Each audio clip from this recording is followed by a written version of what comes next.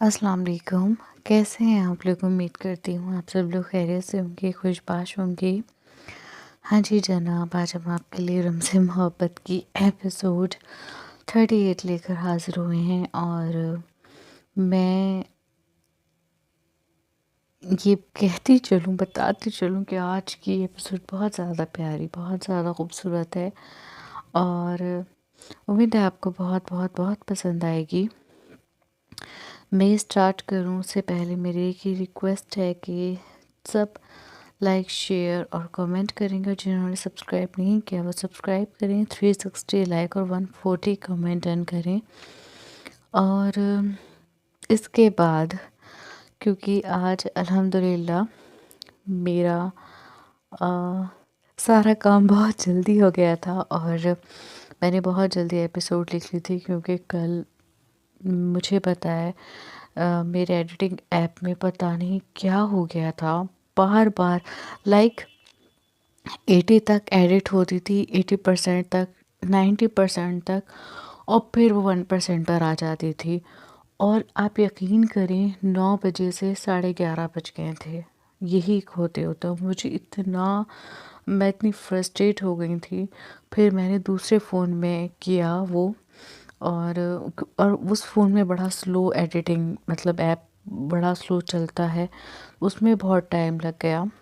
तो आज मैंने सोच लिया था कि यार जल्दी से जल्दी मुझे मतलब काम करना है, कि अगर खुदा ना खास्ता आज भी वो प्रॉब्लम हुई तो एटलीस्ट मैं दूसरे फ़ोन में उसको एडिट कर सकती हूँ।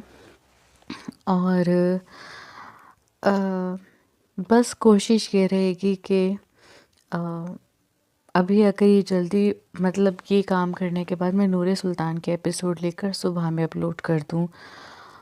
मैं सच में बहुत काम करना चाहती हूँ, पता नहीं क्यों, आप यकीन करें। बस मेरा दिल करता है मैं अपने घर का काम करूँ, नमाज़ पढ़ूँ, फिर अपने मतलब अल्हम्दुलिल्लाह बच्चे मेरे सेल्फ़ स्टडी करते हैं ज़्यादा, थोड़ा सा अपने बच्चों पर ध्यान दूँ और फिर अपना काम करने लगूँ। तो मतलब आप मतलब सोच सकते हैं कि मैं कितनी, मतलब मुझे अपने काम से मोहब्बत हो गई है, बहुत ज़्यादा मोहब्बत है मुझे अपने काम से अल्हम्दुलिल्लाह। और आप लोगों से भी, भले ही कोई इतना अच्छा रिस्पांस नहीं देते, जो देते हैं उनका शुक्र है, जो नहीं देते प्लीज़ दे दिया करें, ताकि मुझे और मज़ा आए अपना काम करने में और मैं और ज़्यादा खुशी खुशी अपना काम करूं। तो बस दुआ कीजिएगा कि कुछ ऐसा ना हो, क्योंकि ऐसा होता है कि मैं बड़ी खुश होती हूँ किसी चीज़ के लिए, फिर वो चीज़ नहीं हो पाती।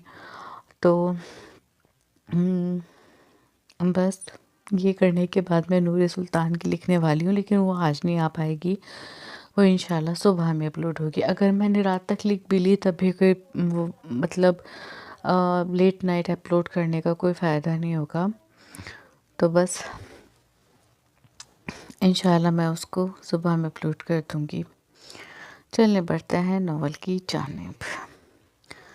जनान ये सब पैक कर लो, हम लोग श्रीनगर वापस चल रहे हैं। बख्त खान ने कमरे में आकर जनान से कहा। कहवा पीकर जनान अपने कमरे में आ गई थी, जबकि बख्त खान जर बीबी के पास चला गया था। बख्त खान के कहने पर जनान ने इसे देखा, फिर बिना कुछ कहे अपना और इसका सामान समेटने लगी। क्या हुआ? इसको खामोशी से सामान समेटते देखकर बख्त खान बोला। जवाब में जनान ने एक नज़र से देखा। तुम्हें परेशान होने की ज़रूरत नहीं है, मैं हूँ तुम्हारे साथ और हमेशा रहूँगा। जनान के पास आकर इसके हाथ से शॉल लेकर साइड में रखते हुए बख्त खान ने इसके दोनों हाथ थामते हुए कहा, तुम हमारे साथ है, यही तो तुम्हारा मोरन ही नहीं चाहता खान। जनान आहिस्ता से बोली। इनके चाहने न चाहने से क्या होता है? मैंने तुम्हारे साथ रहना, मैं तुम्हारे साथ सॉरी میں تمہارے ساتھ رہنا چاہتا ہوں نا، ہمیشہ اپنی زندگی کے آخری سانس تک۔ بخت خان نے اس کے نرم ہاتھوں کو اپنے لبوں سے لگاتے ہوئے کہا، ان کا نفرت کیوں ختم نہیں ہو رہا خان؟ اور ہم کو تم یہ بتاؤ، ہم ایسا کیا کریں جس سے ان کا نفرت ختم ہو جائے؟ جنان گلوگیر لہجے میں بولی، مورے کی نفرت میری بھی سمجھ سے باہر ہے، لیکن تمہیں کچھ کرنے کی ضرورت نہیں ہے، وہ خود صحیح ہو جائیں گی۔ بخت خان نے اس کے ہاتھ چھوڑ کر نرمی سے اسے اپنے سینے سے لگاتے ہوئے کہا، ہم ان کی خدمت بھی کرنے کو تیار ہے، وہ جو کہیں گی ہم ان کی ہر بات ماننے کو تیار ہے، لیکن وہ کچھ تو گنجائش ہمارے لیے اپنے دل میں پیدا کریں، ہم کو محبت نہ دیں لیکن اس طرح سے ہمارا تذلیل تو نہ کریں، یہی سوچ کر ہم پر رحم کر دیں کہ ہم تمہارا بیوی ہیں، ہم بھی انسان ہیں۔ کہتے ہوئے جنان کی آنکھیں نم ہو گئیں۔ پلیز تم خود کو ہلکا مت کرو، میں تمہیں اس طرح پریشان نہیں دیکھ سکتا۔ بخت خان نے اپنے حصار کا دباؤ بڑھاتے ہوئے کہا۔ جنان کچھ لمحے خاموش رہی، پھر آہستہ سے بولی، تمہیں کیا لگتا ہے وہ ہم کو اپنا لے گا؟ جنان نے پوچھا تو بخت خان نے جھک کر اس کی طرف دیکھا۔ اسی وقت جنان نے بھی بخت خان کے سینے سے چہرہ اٹھا کر اسے دیکھا۔ پتہ نہیں، بخت خان نے بنا لگی لپٹی کے کہا، لیکن ہم کو پتہ ہے وہ کبھی ہم کو نہیں اپنائے گا، وہ ہمیشہ ہم کو اسی طرح دھتکارے گا، اسی طرح ہم سے نفرت کرے گا۔ جنان کی آواز بھیگ گئی، لیکن ان سب سے بچنے کا ان کے دل میں کوئی گنجائش پیدا کرنے کا ایک طریقہ ہے، جنان نے کہا تو بخت خان نے سوالی نظروں سے اس کی طرف دیکھا۔ کیا؟ بخت خان نے پوچھا۔ اس کے پوچھنے پر جنان کچھ لمحے خاموش رہی، پھر ہمت کر کے وہ بات کہہ دی جسے سوچتے ہوئے بھی اس کی روح کانپ جاتی ہے۔ تم اپنا مورے کی بھتیجے سے شادی کر لو، جنان نے ہمت کر کے کہا۔ اس کی آواز بہت دھیمی تھی، جیسے الفاظ زبان سے نکلتے ہوئے بھی ڈر رہے ہوں۔ یہ بات کہتے ہوئے اس نے نظر جھکا لی تھی، بخروتی انگلیاں ایک دوسرے میں پیوست کر کے اپنے ہاتھوں کی کپکپاہٹ کو روکنے کی بھی کوشش کی تھی، جس میں وہ ناکام رہی تھی۔ اس کی بات سن کر بخت خان بے یقینی سے اسے دیکھنے لگا، پھر آہستہ سے اس کے گرد سے اپنا حصار توڑ کر وہ چند قدم پیچھے ہو کر اس سے رخ پھیر گیا۔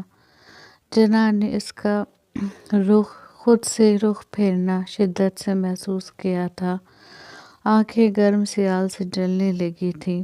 اگر تم اپنی مورے کی بھتیجی سے شادی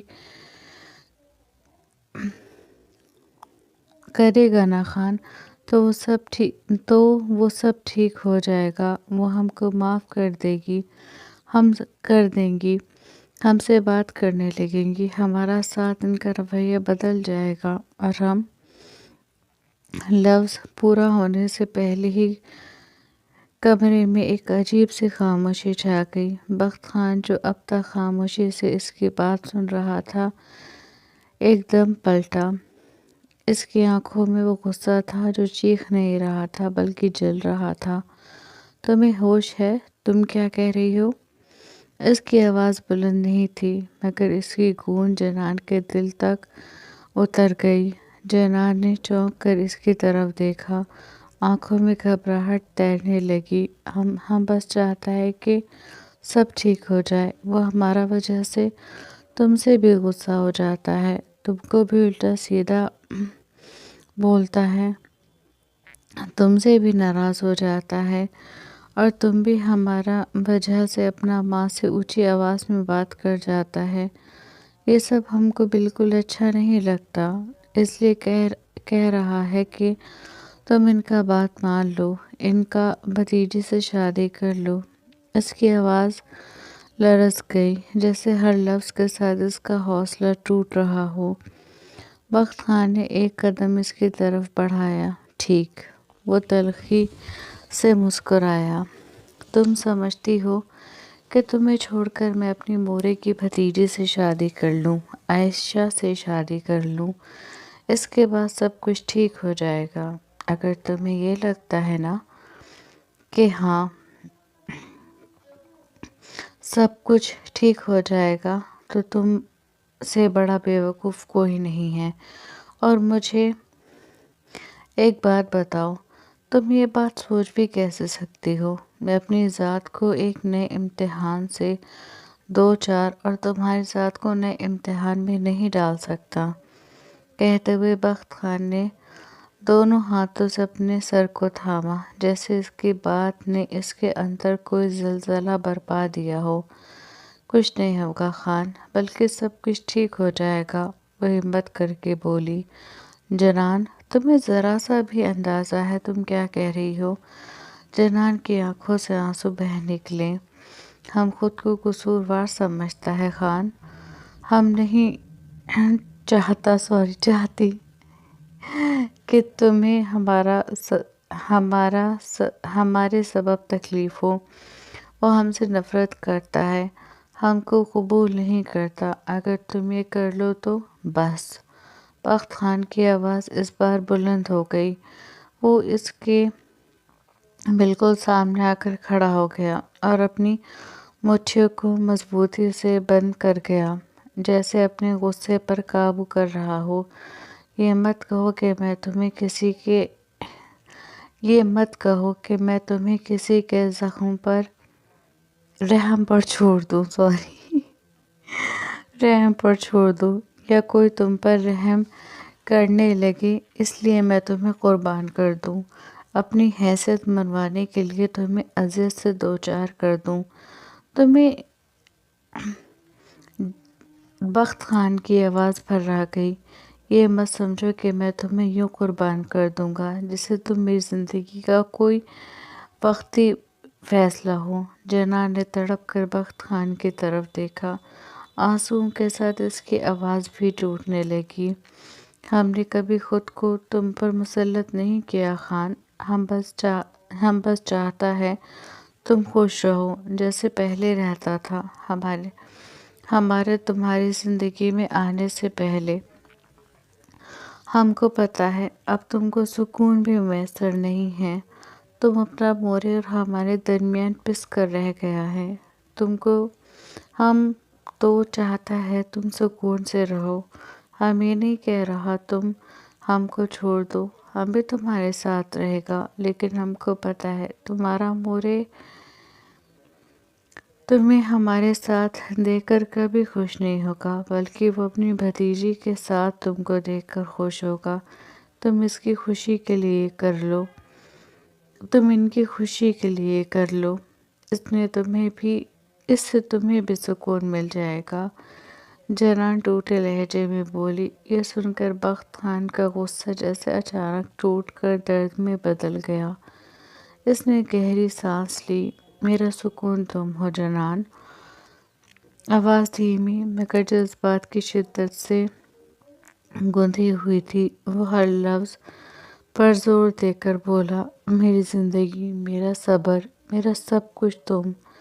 بخت خان نے جنان کے آنسوؤں سے بھیگی ہوئی آنکھوں میں دیکھتے ہوئے کہا اور اس کی آواز کانپ گئی، تم اپنی معصومیت کے ساتھ یہ سوچ بھی کیسے سکتی ہو کہ میں تمہیں چھوڑ دوں کہ کسی اور کے نام پر تمہاری جگہ بدل لوں؟ جنان کی ہچکی بندھی۔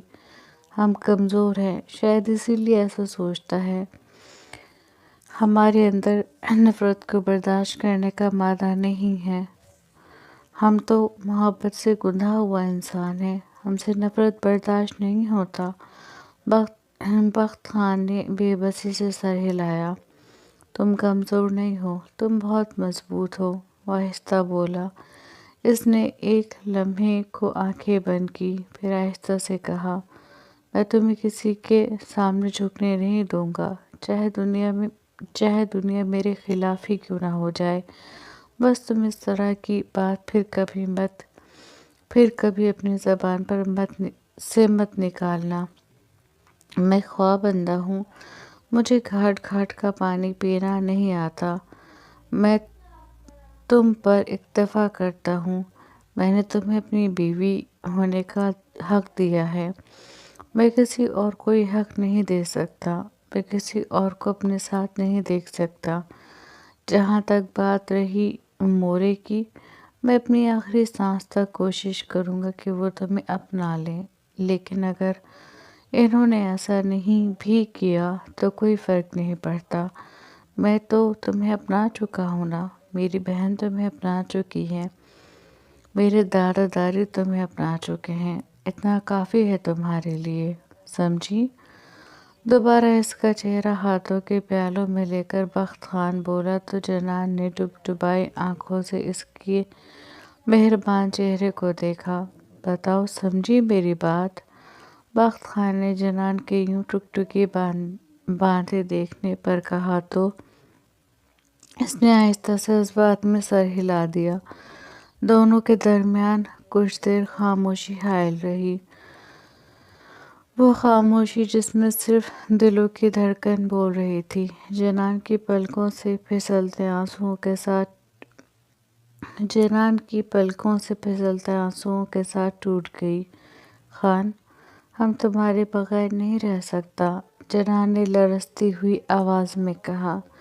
یہ کہتے ہوئے وہ ساری کی ساری بکھر گئی، وہ ایک لمحے کو جیسے خود سے ہار گئی تھی۔ بخت خان نے کچھ کہنے کی بجائے آگے بڑھ کر اسے اپنی باہوں میں سمیٹ لیا۔ ایسا حصار جو صرف جسموں کا نہیں تھا، روحوں کا تھا۔ اس نے جنان کے سر کے پچھلے حصے پر ہاتھ رکھ کر اس کے بالوں میں انگلیاں پھیرتے ہوئے اس کے ماتھے کو اپنے سینے سے لگا لیا، جہاں اس کی دھڑکن جنان کو اپنے کانوں میں صاف سنائی دے رہی تھی۔ اور میں، بخت خان کی آواز بھاری مگر نرم تھی، میں بھی تمہارے بغیر نہیں رہ سکتا جنان۔ محبت کا پتہ نہیں، لیکن تم میری عادت بن چکی ہو، اور عادت محبت سے زیادہ خطرناک ہوتی ہے، محبت سے زیادہ جان لیوا ہوتی ہے، اور میں اپنی یہ عادت کبھی نہیں چھوڑوں گا، بخت خان نے کہا۔ تو جنان نے اس کی ہائی نیک کو اس کے سینے سے مضبوطی سے تھام لیا۔ بخت خان نے چہرہ جھکا کر اسے دیکھا اور اپنے درد کی پرواہ کیے بغیر اس کے آنسو اپنی ہتھیلی میں سمیٹنے لگا جیسے وہ کوئی انمول چیز ہو۔ رویا مت کرو، تمہارا ہر آنسو مجھے توڑ دیتا ہے۔ میں ہوں جب تک سانس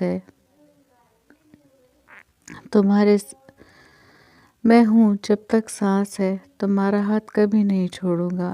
جنان نے آنکھیں بند کر لیں، اس کے دل میں ڈھیر سکون اتر آیا۔ اس لمحے نہ دنیا تھی نہ کوئی خوف، بس دو دل تھے جو ایک دوسرے میں پناہ ڈھونڈ رہے تھے، اور ایک محبت تھی جو خاموشی سے وعدہ کر رہی تھی کہ یہ ساتھ کبھی ٹوٹنے والا نہیں۔ دوپہر کے کھانے کے بعد وہ لوگ شری نگر کے لیے نکل گئے تھے۔ وہ چاروں ایک ساتھ تھے، جبکہ بخت خان اور جنان ایک ساتھ تھے۔ یاسر نے بخت خان کے زخم کی وجہ سے اسے ڈرائیونگ کرنے کے لیے منع بھی کیا تھا۔ اس کا کہنا تھا وہ سب ایک گاڑی میں جا سکتے ہیں، لیکن بخت خان نے صرف صاف انکار کر دیا۔ اسے پتہ تھا وہ ایک ساتھ جائیں گے اور اس کی مورے گاہے بگاہے جنان پر طنز کریں گی، اسے اپنی باتوں سے تکلیف پہنچائیں گی، اور وہ ایسا نہیں چاہتا تھا۔ ڈرائیونگ کرتے ہوئے اسے تکلیف ہو رہی تھی، درد میں بے تحاشا چیخیں اٹھ رہی تھیں، لیکن وہ اپنے درد کو برداشت کیے ڈرائیونگ کر رہا تھا۔ اس کے لیے یہ درد برداشت کرنا زیادہ آسان تھا بنسبت اس کے کہ اس کی ماں اس کی بیوی کو کچھ کہتی اور اسے تکلیف ہوتی۔ آج برف باری نہیں تھی، انہیں شری نگر پہنچنے میں 2 گھنٹے لگے تھے۔ حویلی پہنچتے ہی بخت خان سب سے پہلے آذر صاحب اور زمدہ بیگم سے ملنے ان کے کمرے میں گیا۔ اسے دیکھ کر زمدہ بیگم نے ایک دم اپنی باہیں اس کے سامنے وا کر دی۔ وہ آگے بڑھا اور ان کی مہربان باہوں میں سما گیا۔ اسے اپنے سینے سے لگا کر زمدہ بیگم بے آواز رو پڑی۔ بخت خان کو ان کا بوڑھا وجود ہچکیوں کی زد میں محسوس ہوا تو اس نے ایک دم انہیں خود سے الگ کر کے ان کا چہرہ اپنے ہاتھوں کے پیالوں میں لے لیا۔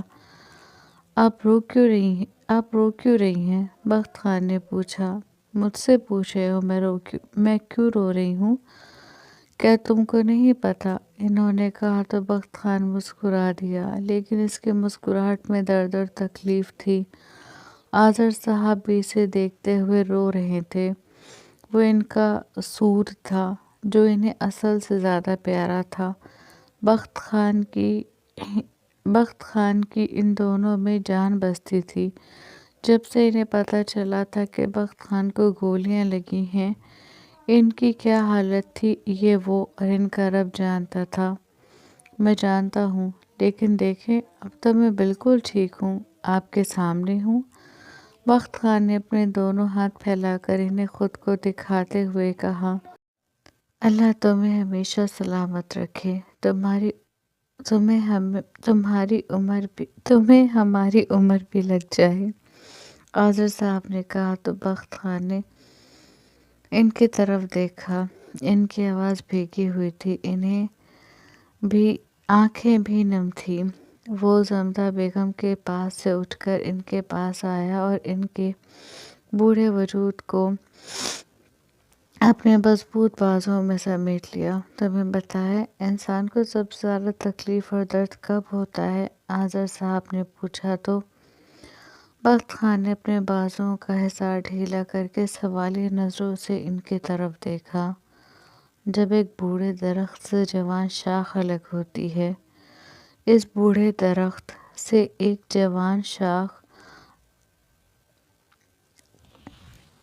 اس بوڑھے درخت یعنی آذر صاحب سے ایک جوان شاخ عالمگیر الگ ہو چکی ہے۔ اب اس درخت میں اتنی ہمت نہیں کہ وہ اپنی اور جوان شاخ یعنی بخت خان کو خود سے الگ ہوتے دیکھ سکے۔ اس بوڑھے پر رحم کرو اور اپنا خیال رکھو، آذر صاحب نے کہا تو بخت خان نے دوبارہ انہیں خود سے لگا کر بے اختیار رو پڑا۔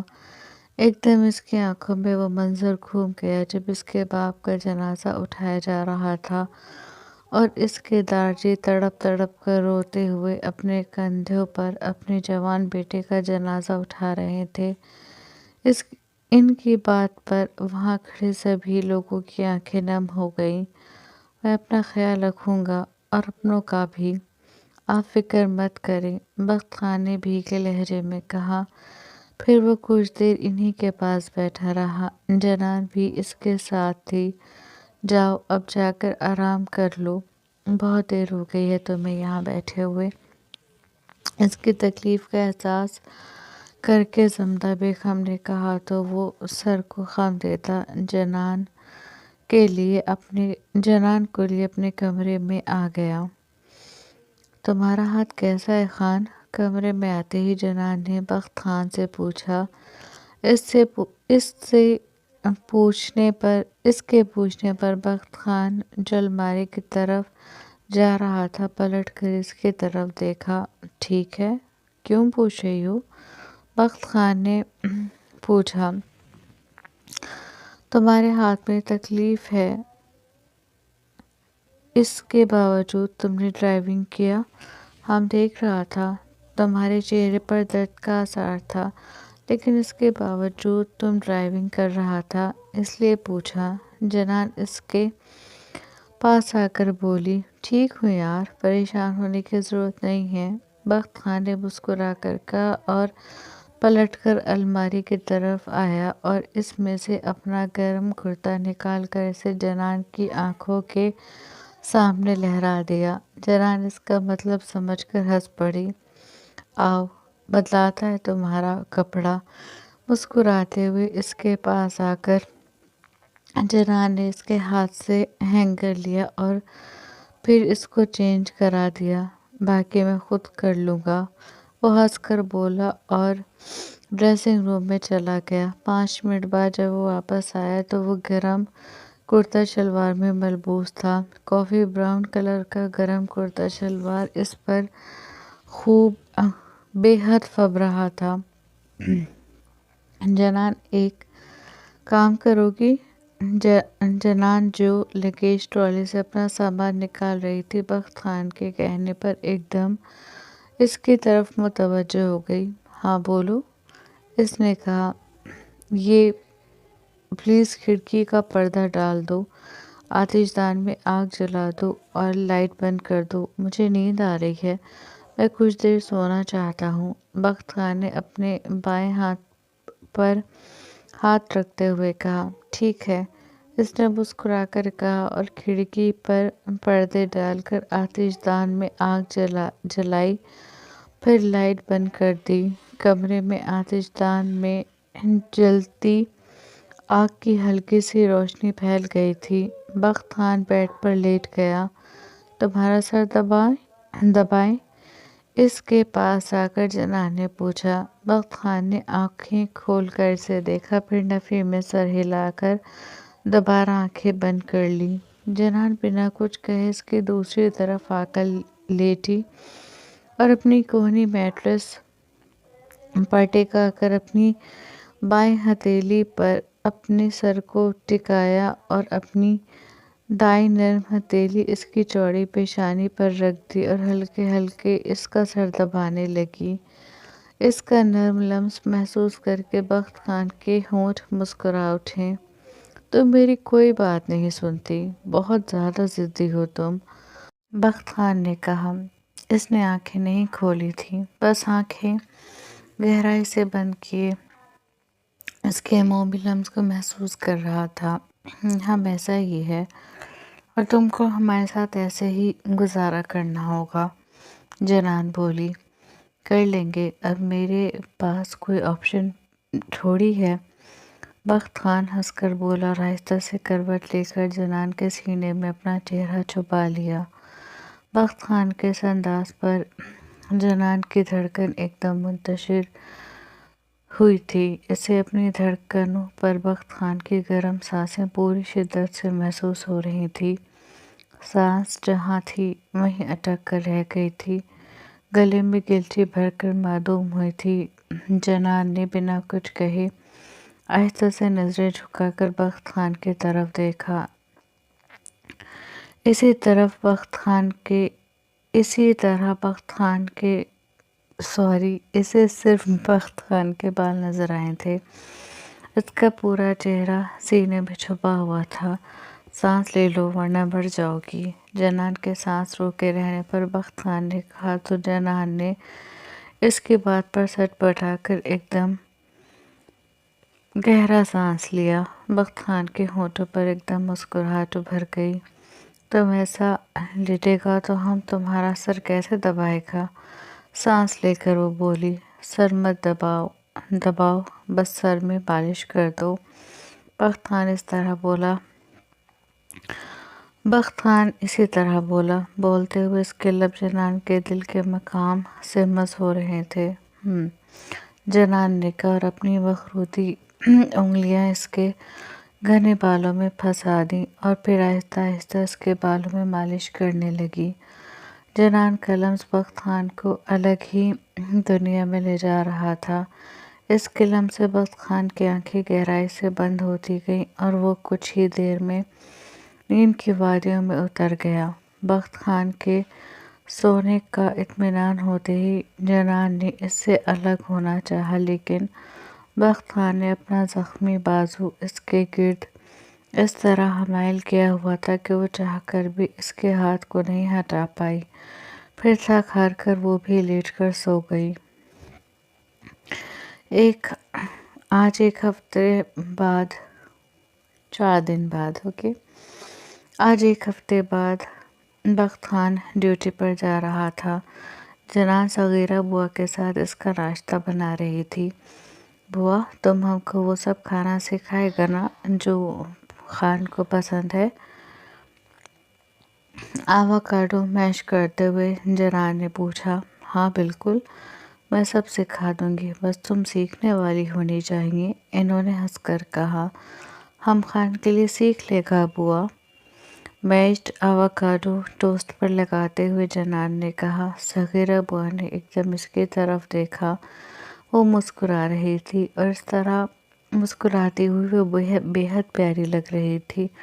صغیرہ بوا نے دل ہی دل میں اس کی نظر اتاری اور ہمیشہ اس کے اسی طرح مسکراتے رہنے کی دعا کی۔ بوا، جا کر ڈائننگ ہال میں دیکھو، کسی چیز کی ضرورت تو نہیں ہے؟ وہ دونوں باتیں کر رہی تھی کہ ایک دم انہیں پیچھے سے انا کی آواز سنائی دی۔ دونوں نے ایک ساتھ پلٹ کر اس کی طرف دیکھا۔ نہیں بیٹا، ڈائننگ ہال میں سب چیزیں موجود ہیں، بس بخت صاحب کا ناشتہ بن رہا ہے، انہوں نے کہا۔ پھر بھی آپ جا کر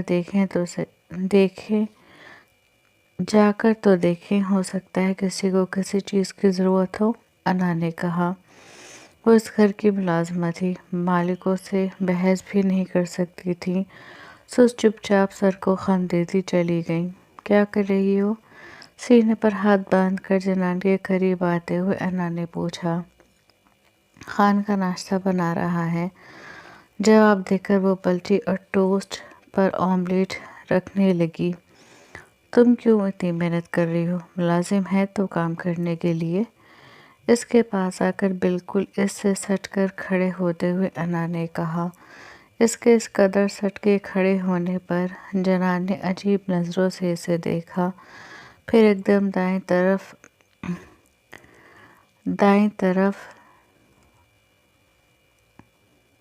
لے کر تھوڑا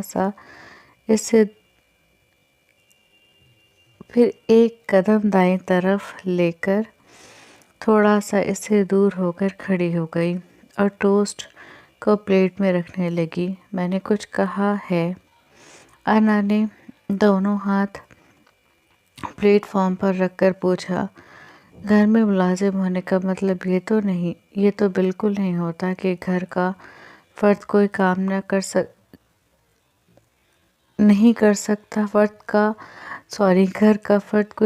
کر سکتا، جنان نے مختصر جواب دیا۔ ہاں لیکن پھر بھی کیوں کام کرنا؟ وہ بولی۔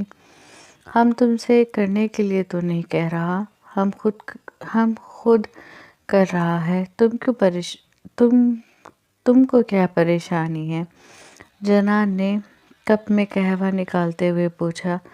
مجھے کوئی پریشانی نہیں ہے، میں تو بس ایسے ہی کہہ رہی تھی۔ ابھی تمہاری بات سنی نا کہ تم بخت کی پسند کا کھانا بنانا سیکھنے والی ہو، انا نے کہا تو جنان نے ایک دم اس کی طرف دیکھا۔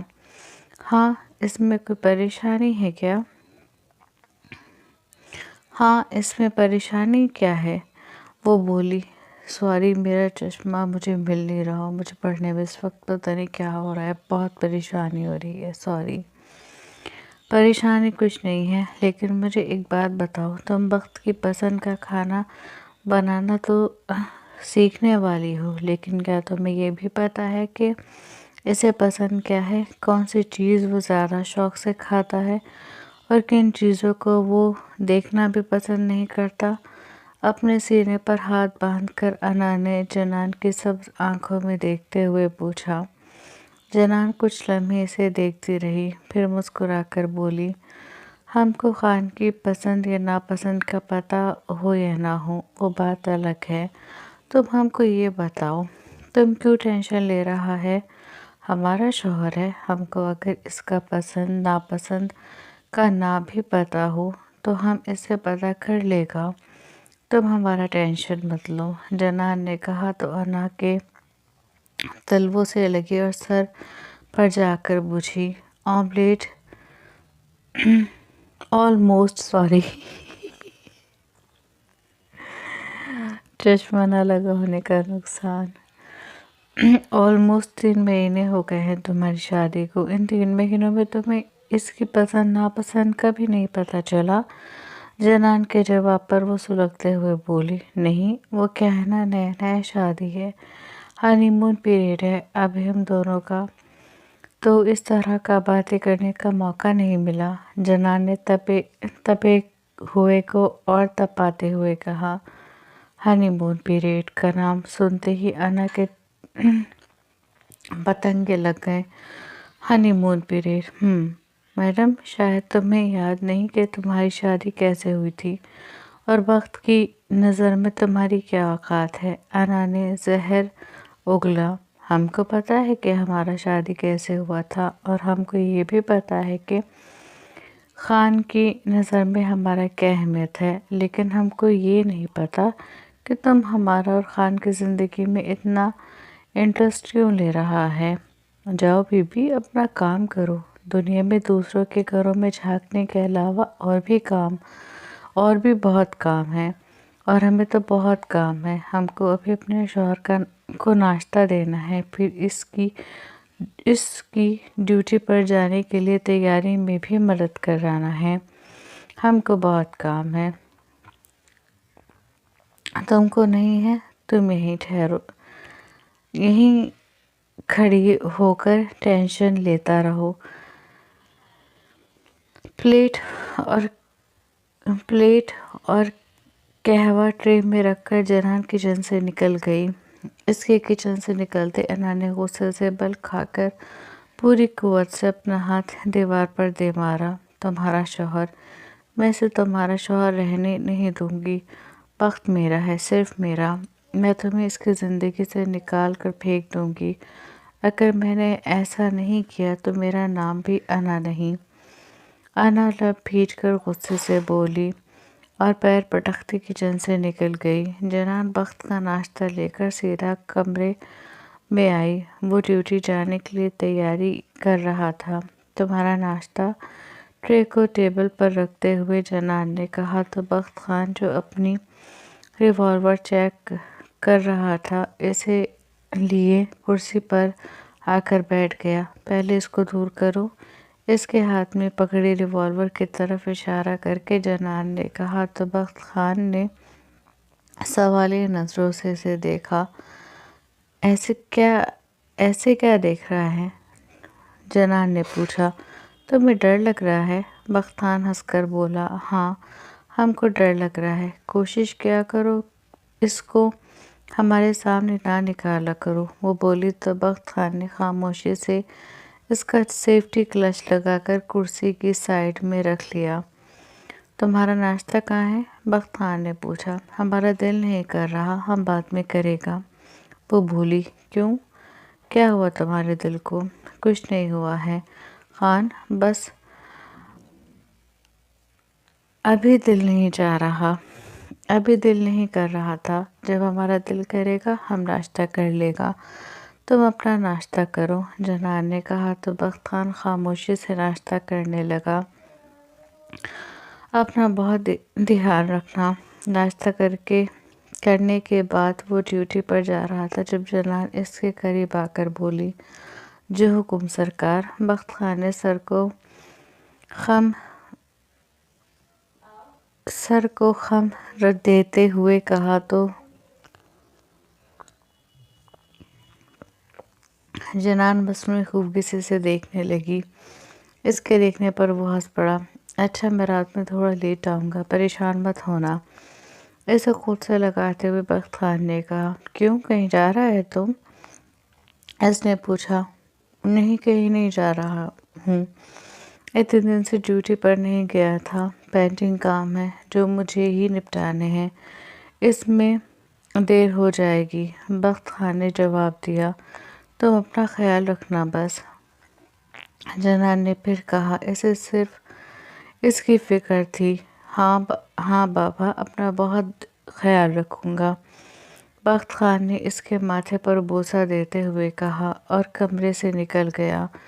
जनान से मिलकर वो ज़र बीबी से मिला और फिर अपनी ड्यूटी के लिए निकल गया। इसके दोनों कांस्टेबल इसके साथ थे। बख्त खान के जाने के बाद जनान ने बेड साइड पर रखा, अपना फ़ोन उठाया और घर पर फ़ोन करने के लिए व्हाट्सएप ऑन किया। पहले इसने अली का नंबर मिलाया लेकिन नंबर नहीं मिला। फिर इसने अपनी मौज का नंबर मिलाने के लिए जैसे ही व्हाट्सएप स्क्रॉल किया, इसकी नज़र अनजान नंबर पर पड़ी। इसने चैट पर टैप किया तो वो चौंक गई। इस नंबर से हेलो और कैसी हो का मैसेज आया हुआ था और एक नहीं कई सारे। जनान ने देखा तो पिछले एक हफ्ते से वो मैसेज आ रहे थे। ये कौन है? जनान ने सोचा। हो सकता है कोई रॉन्ग नंबर हो या कहीं और मैसेज करना चाहता हो, लेकिन ये मैसेज हमें आ रहे हों, वो दिल में सोच रही थी। फिर इसकी नज़र एकदम कुछ घंटे पहले के मैसेज पर पड़ी। पता नहीं कौन है, इसने सोचा और नंबर को ब्लॉक लिस्ट में डालकर डिलीट कर दिया और अपनी मौज को फ़ोन मिलाने लगी। वो इन्हें फ़ोन मिला ही रही थी कि इसके फ़ोन पर एकदम अली का फ़ोन आ गया। हेलो बॉय, कैसा बॉय कैसा और सॉरी ये बॉय होता है ओके, कैसा है तुम? इसने फ़ोन कान से लगाते ही कहा, मैं ठीक हूँ लेकिन दादू ठीक नहीं है, इनकी तबीयत काफ़ी ख़राब है, वो तुम्हें याद कर रहे हैं, तुमसे मिलना चाहते हैं। अली ने कहा। दादू की तबीयत ज़्यादा ख़राब है? वो परेशान होकर बोली। हाँ, तबीयत ख़राब तो है लेकिन बहुत ज़्यादा नहीं, लेकिन फिर भी वो तुमसे मिलना चाहते हैं, तुम्हें बहुत याद कर रहे हैं। और वही नहीं, हम सब भी तुम्हें बहुत याद कर रहे हैं, प्लीज़ अब तो घर आ जाओ। अली ने कहा। ठीक है, हम खान से बात करेगा। जनान बोली। ठीक है, कर लेना। वैसे बाबा ने तुम्हारे शौहर के दादा से बात की थी, इन्होंने कह दिया है कि मैं कल तुम्हें आकर ले जाऊं, इसलिए कल सुबह मैं तुम्हें लेने आऊँगा। तुम अपने शौहर को बता देना और अपनी सारी पैकिंग कर लेना। अली ने कहा। ठीक है, जब खान आएगा हम इससे पूछ लेगा, जनान ने कहा। फिर वो दोनों बहन भाई और बातें करने लगे। रात के करीब 11 बज रहे थे जब बख्त खान थका मांदा हवेली में दाखिल हुआ। अंदर आकर वो ज़र बीबी से मिले बगैर अपने कमरे में आ गया। अपने कमरे में आते ही इसकी नज़र बैकग्राउंड से टेक लगाए बैठी जनान पर पड़ी। वो इसी का इंतज़ार कर रही थी। इसके हाथ में फ़ोन था, शायद वो इसे ही फ़ोन कर रही थी। हम तुमको फ़ोन कर रहा था, तुमने फ़ोन क्यों नहीं उठाया? अपने ऊपर से कंफर्टर हटाकर वो बेड से उतरते हुए बोली। मेरे पास कोई कॉल नहीं आई, शायद सिग्नल इशू हो। बख्त खान ने अपने लॉन्ग कोट की जेब से फ़ोन निकाल कर देखते हुए कहा, सिग्नल इशू। इसने कंधे उचकाकर फ़ोन बेड पर फेंका। खाना खाओगे? इसके पास आकर कोट उतारने में इसकी मदद करते हुए जनान ने पूछा। नहीं, पुलिस स्टेशन में ही खा लिया था, बख्त खान ने जवाब दिया। ठीक है, तो तुम ऐसा करो, चेंज करो, तब तक हम तुम्हारे लिए गर्म दूध लेकर आता है, तुमको दवाई भी खाना होगा ना? कहते हुए जनान कमरे से निकल गई और 5 मिनट बाद दूध के गर्म गिलास के साथ वो कमरे में दोबारा हाजिर थी। बख्त खान भी चेंज करके ड्रेसिंग रूम से निकल रहा था। हम दूध लेकर आया है, दवाई खा लो खान, जनान ने कहा तो बख्त खान ने आगे बढ़कर अपनी दवाई निकाली और दवाई खाकर दूध का गिलास होंठों से लगा लिया। तुम्हारा दिन कैसा गुजरा? जनान ने पूछा। हेक्टिक, बख्त खान ने मुस्कुराकर कहा और ड्रॉअर से सिगरेट और लाइटर निकालकर दान की तरफ बढ़ गया। खान तुम प्लीज़ जनान, मुझे मत रोकना, मैं बहुत थका हुआ हूँ, बहुत ज़्यादा स्ट्रेस हो रहा है। जनान को खुद को टोकता देखकर बख्त खान ने इसे बीच में ही टोक दिया। जनान खामोश होकर बख्त खान की जनान खामोश हो गई। बख्त खान ने सिगरेट सुलगाकर अपने होठों से लगा लिया। सिगरेट के लंबे लंबे कश लेकर वो धुआं हवा में छोड़ रहा था। जनान वहीं बेड पर बैठी इसकी पुश्त को देखती रही। हमको खान से अभी बात करना होगा। सुबह में बोई हमको लेने आ जाएगा और अगर हमने सुबह खान को बताया तो हो सकता है वो नाराज़ हो जाए। सोचकर वो उठी और बख्त खान के पास दान में आकर खड़ी हो गई। जनान को अपने पास खड़ा होते देखकर बख्त खान ने हल्का सा सर को घुमाकर इसे देखा, फिर दोबारा सामने देखकर सिगरेट का एक लंबा कश लिया। कहो क्या कहना चाहती हो? बख्त खान ने कहा तो जनान चौंक कर इसे देखने लगी। वो तुमको कैसे पता कि हमको तुमसे कुछ कहना है? जनान ने पूछा। पुलिस वाला हूँ, लोगों के चेहरे पढ़ लेता हूँ, अंदाज और अतवार से बहुत कुछ पता लगा लेता हूँ। बख्त खान ने रेलिंग पर कोहनी टिकाकर थोड़ा सा झुककर जनान की तरफ देखते हुए कहा। ठंडी हवाएं चल रही थी जिसके बायस बख्त खान के सियाह बाल हवाओं के ज़ेरे असर इसकी पेशानी पर बिखर रहे थे। जनान इसको देखते रह गई। इस वक्त बेहद प्यारा लग रहा था। मुझे मत देखो, ये बताओ क्या कहना चाहती हो? जनान के खुद को इस तरह देखने पर बख्त खान ने कहा तो जनान झेप कर नज़रें झुका गई। ओ खान, आज बोई का फ़ोन आया था, दादू की तबीयत बहुत ख़राब है, वो हमसे मिलना चाहते हैं। तो वो कहकर इसने बख्त खान का चेहरा देखा। वो खामोश नज़र से इसे देख रहा था। तो इसकी बात रोकने पर बख्त खान ने पूछा, तो वो ये कि कल सुबह बोई हमको लेने आ रहा है। हमारे बाबा ने तुम्हारे दादा से बात कर लिया, इन्होंने हमको जाने का इजाज़त दे दिया। जनान ने कहा तो बख्त खान एकदम सीधा होकर खड़ा हो गया। दादा ने इजाज़त दी है, मैंने तो नहीं। वो एकदम बोला। खान? इसकी बात पर जनान बोली। क्या खान? तुम मेरी बीवी हो, मैंने तो तुम्हें इजाज़त नहीं दी। इसने अपने हाथ में पकड़ा सिगरेट ज़मीन पर फेंक कर अपने स्लीपर के तलवों से मसलते हुए कहा। नहीं दी तो अब दे दो। जनान बोली। नहीं, मैं तुम्हें कोई इजाज़त नहीं देता। कहते हुए बख्त खान कमरे के अंदर आ गया। जनान वहीं खड़ी इसे देखती रही, फिर खुद भी कमरे में आकर दान का दरवाज़ा बंद कर दिया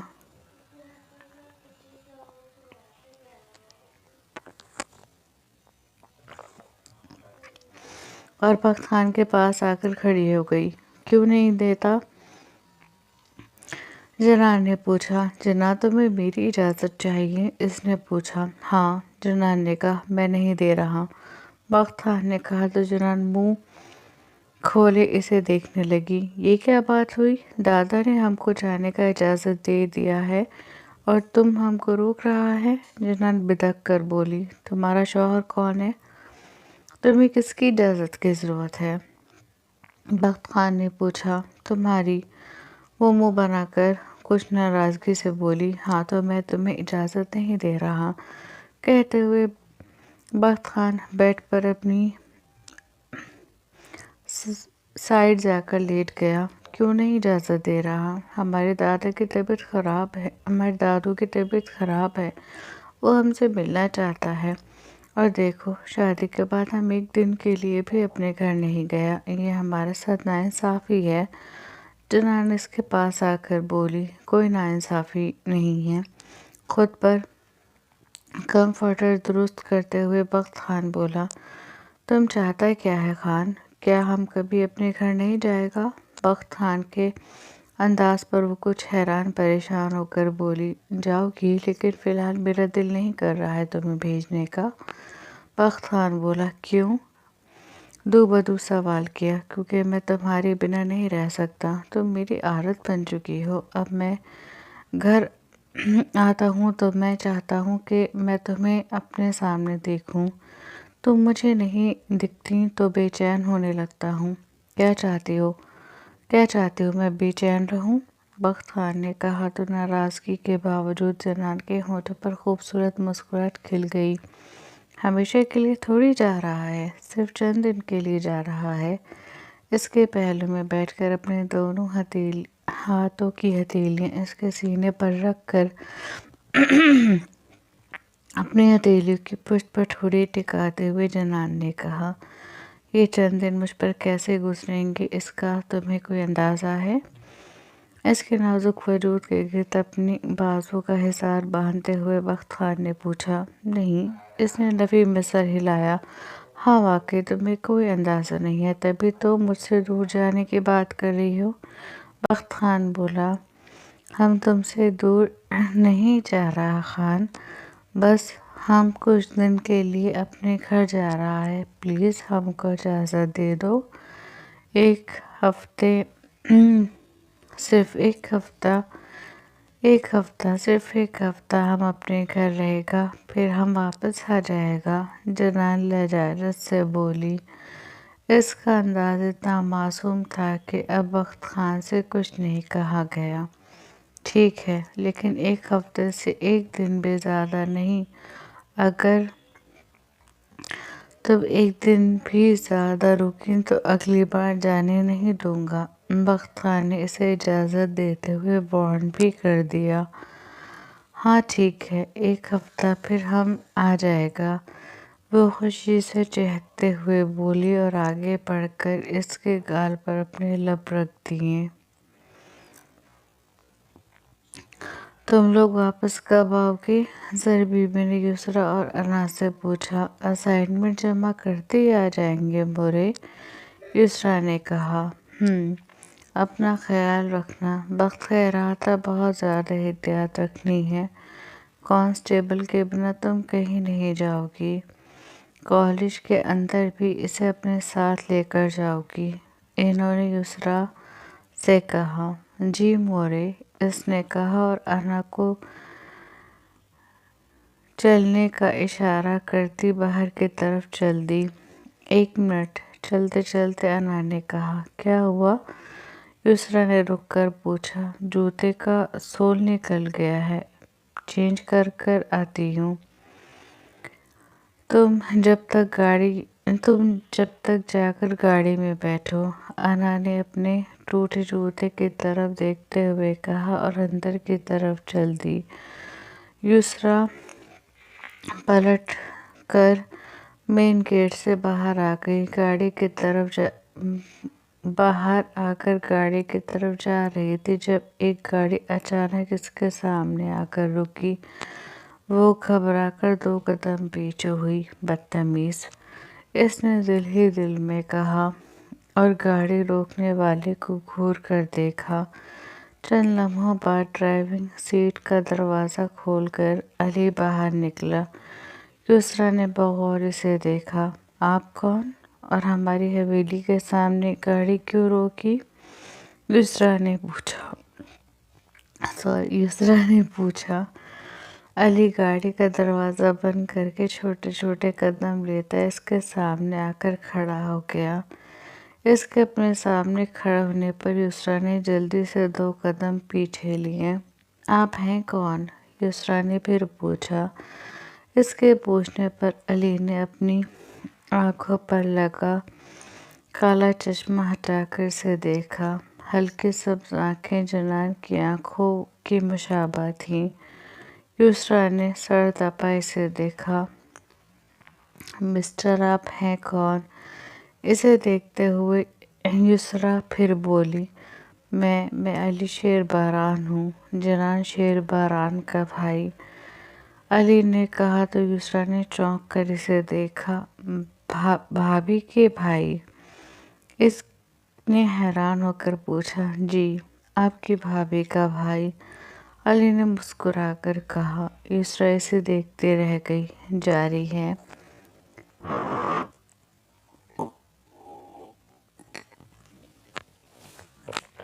کیسا لگا؟ کیسے لگی ٹھیک ہے، اس کو کمنٹ سیکشن میں ضرور بتائیے گا۔ لائک شیئر ضرور کیجیے گا، اور جنہوں نے سبسکرائب نہیں کیا وہ سبسکرائب کیجیے گا۔ ملتے ہیں نیکسٹ ایپیسوڈ میں۔ تب تک اپنا دھیان رکھیے گا، اپنوں کا دھیان رکھیے گا۔ اللہ حافظ۔